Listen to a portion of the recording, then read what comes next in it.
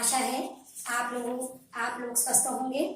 तो आज मैं आपके लिए कक्षा 8 का पाठ 8 साखियाँ जो कि कबीरदास जी द्वारा लिखित हैं लेकर प्रस्तुत हुई। तो बच्चों, जैसे कि पहली कक्षा में भी आप कबीरदास जी के दोहे इत्यादि पढ़ते हुए आए हैं, तो कबीरदास जी का जो जन्म था वो 1399 ईस्वी में काशी में हुआ था। रामानंद जी इनके गुरु रहे। कबीरदास जी बचपन से ही अनपढ़ थे। इनके अनपढ़ होने के बारे में एक उक्ति प्रसिद्ध है, मसी कागज छो नहीं कलम नहीं हाथ। इनकी मृत्यु 1995 में हुई। इनकी मृत्यु कब हुई? 1995 में। तो कबीरदास जी द्वारा ये जो साखियाँ लिखी गई हैं, सबसे पहले मैं आपको साखियों का अर्थ बताऊंगी।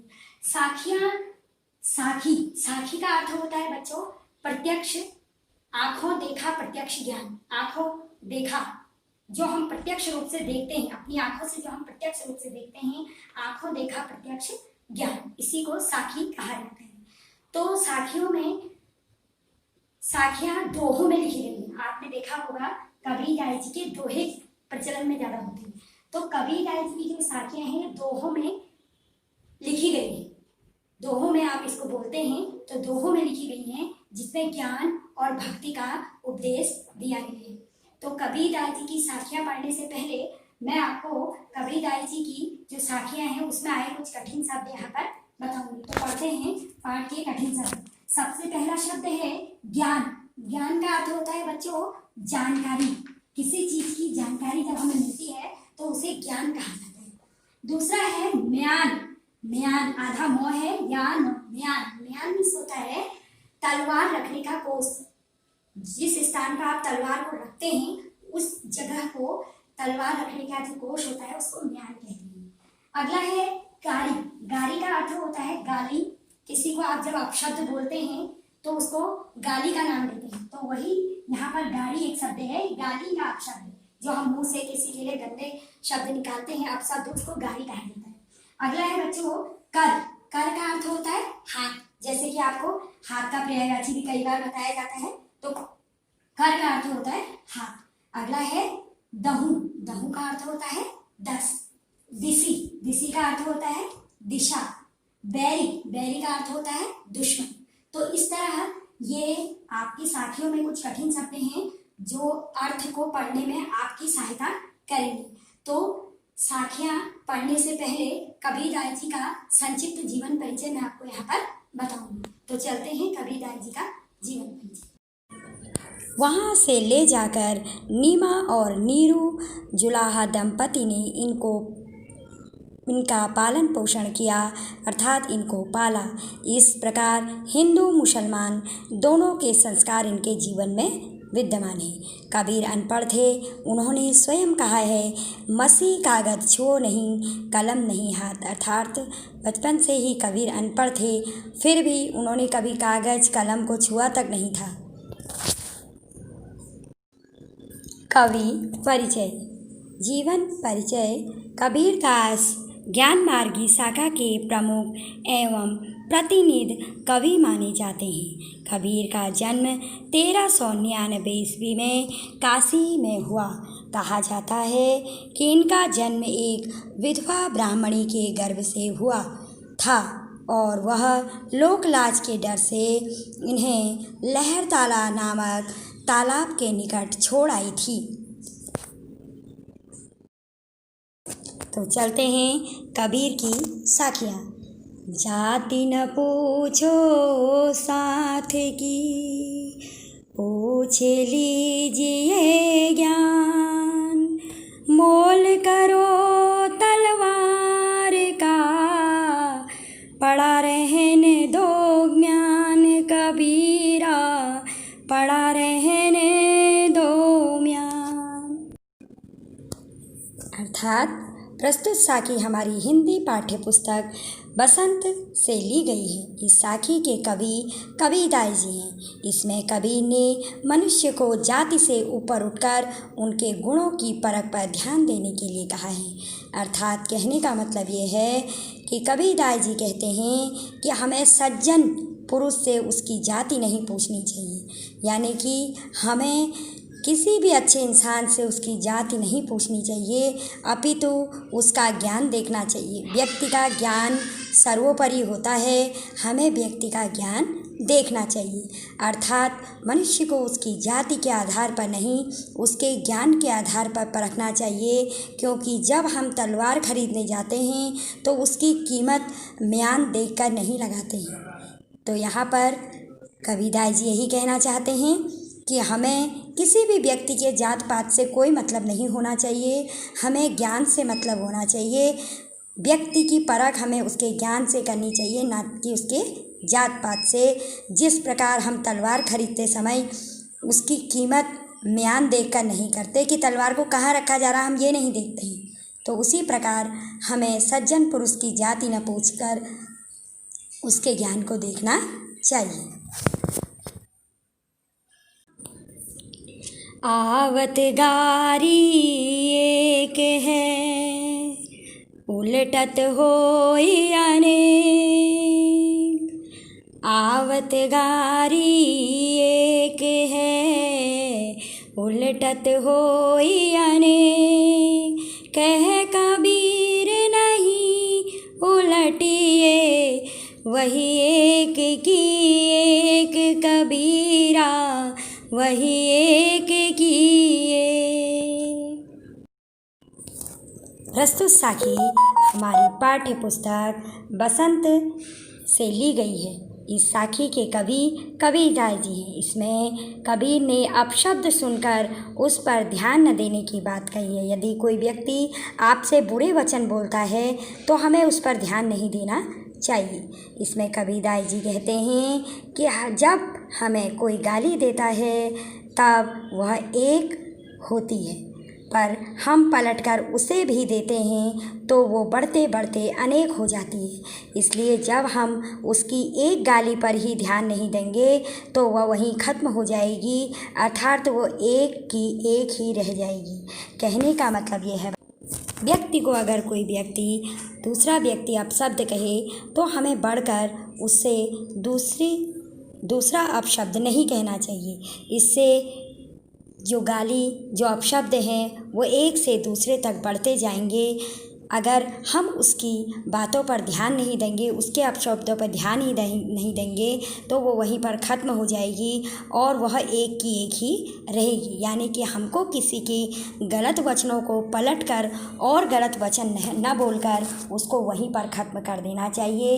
इससे स्वयं वह चीज़ वहाँ पर ख़त्म हो जाएगी, अन्यथा वह चीज़ एक से दूसरे तक पहुँचेगी और जिसका परिणाम अच्छा नहीं होगा। माला तो कर में फिरे, जी भी फिरे मुख माय। माला तो कर में फिरे, जी भी फिरे मुख माय। मनुआ तो दहु दिसी फिरे, यह तो सुमीरन नाही कबीरा, यह तो सुमीरन ना।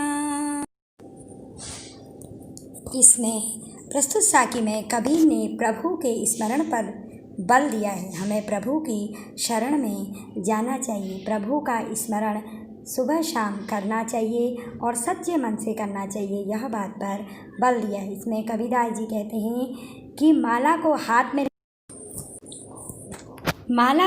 में लेकर हमें उसे घुमाते रहना नहीं चाहिए। जीभ मुख के अंदर घूमती रहती है, परंतु मनुष्य का चंचल मन सभी दिशाओं में घूमता रहता है। मानव मन गतिशील होता है, यानी कि मनुष्य का जो हृदय है वो बार बार कई चीज़ों को सोचता है और करता है, जो बिना विचारे इधर उधर घूमता रहता है, परंतु ये भगवान का नाम क्यों नहीं लेता। अर्थात इस साखी को कहने का जो अर्थ कबीरदास जी का है वह है कि व्यक्ति दिन रात माला को हाथ में लेकर भगवान का नाम दिन रात रटते रहता है इधर उधर, फिर भी उसका मन चंचलता की ओर भटकता रहता है, मन गतिशील रहता है। लेकिन हमें न करके हमें भगवान का सच्चे मन से आराधना करनी चाहिए, भगवान की पूजा करनी चाहिए और उनका नाम हमें शांत मन से लेना चाहिए।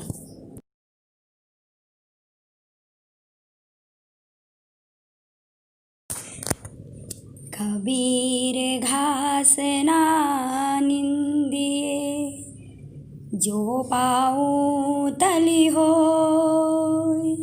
कबीर घास ना निंदिए, जो पाऊँ तली होय। उड़ी पड़े जब आँखी में, खरी दुहेली होय। कबीरा खरी दुहेली होय। इस साखी में कबीरदास जी छोटे को कमज़ोर समझकर उसे दबाने वालों को चेतावनी दे रहे हैं, यानी कि हमको किसी व्यक्ति को छोटा समझकर उसको और अधिक दबाना नहीं चाहिए। इसमें कबीरदास जी कहते हैं कि हमें कभी घास को छोटा समझकर उसे दबाना नहीं चाहिए।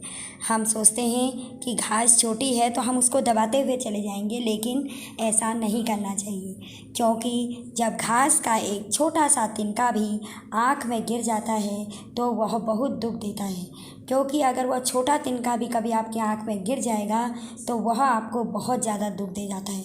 अर्थात हमें छोटा समझकर किसी पर अत्याचार नहीं करना चाहिए, किसी को सताना नहीं चाहिए। जग में बैरी कोई नहीं, जो मन शीतल हो। जग में बैरी कोई नहीं, जो मन शीतल हो। या पाको डारी दे, दया करे सबको। कबीरा दया करे सबको। इसमें कबीरदास जी मनुष्य को स्वार्थ त्याग कर दयावान बनने की सीख दे रहे हैं। व्यक्ति को अपने स्वार्थों का त्याग कर कर दूसरों के प्रति दया को सीखना चाहिए।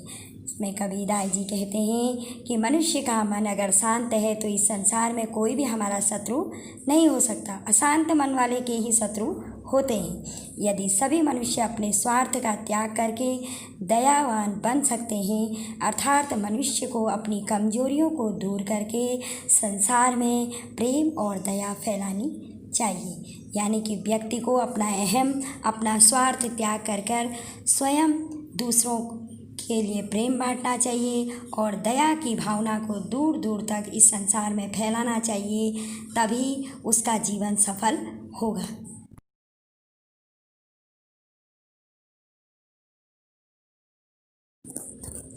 तो अब चलते हैं पाठ के कुछ प्रश्न उत्तर। पहला प्रश्न, तलवार का महत्व होता है, म्यान का नहीं। उक्त उदाहरण से कबीर क्या कहना चाहते हैं, स्पष्ट कीजिए।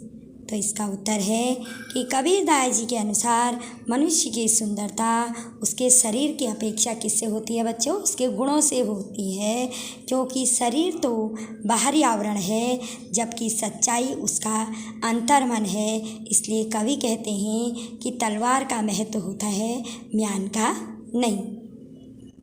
प्रश्न नंबर 2, पाठ की तीसरी साखी जिसकी एक पंक्ति है, मनुओ तो दहु दिशि फिरे, यह तो सुमिरन नाहि के द्वारा कबीर क्या कहना चाहते हैं?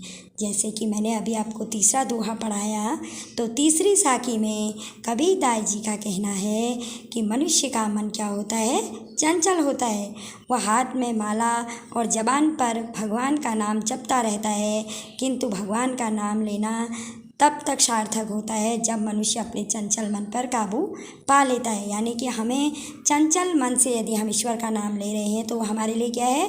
बेकार है। हमें एकाग्र होकर भगवान का नाम लेना चाहिए। हाथ में माला लेकर और भगवान का नाम रटते रहने से कुछ भी संभव नहीं है। प्रश्न नंबर 3, कबीरदास जी ने निंदा करने से क्यों मना करते हैं? पढ़े हुए दोहे के आधार पर स्पष्ट कीजिए। जैसे कि अभी आपने दोहा पढ़ा है, कबीरदास जी छोटे को कमज़ोर समझकर उसकी उपेक्षा करने को मना करते हैं। मनुष्य को घास को पैरों के नीचे नहीं रौंदना चाहिए, उसे वस्तु समझकर कमज़ोर नहीं मानना चाहिए, क्योंकि जब एक घास का तिनका आँख में चला जाता है तो हमें क्या देता है? बहुत कष्ट देता है। इसलिए हमें किसी भी चीज़ को कमज़ोर समझकर उसकी निंदा नहीं करनी चाहिए। प्रश्न नंबर 4, मनुष्य के व्यवहार में ही दूसरों को विरोधी बना लेने वाले दोष होते हैं। यह भावार्थ किस दोहे से व्यक्त होता है? यह भावार्थ अंतिम साखी में जग में बैरी कोई नहीं, जो मन शीतल होय, या आपा को डारी दे, दया करे सब कोई। इस वाले साखी में इसका अर्थ निकलता है कि दूसरों को विरोधी बना लेना क्या होता है? एक दोष होता है। हमें अपने व्यवहार को सही रखना चाहिए और दूसरों में क्या बांटना चाहिए बच्चों? प्रेम बांटना चाहिए।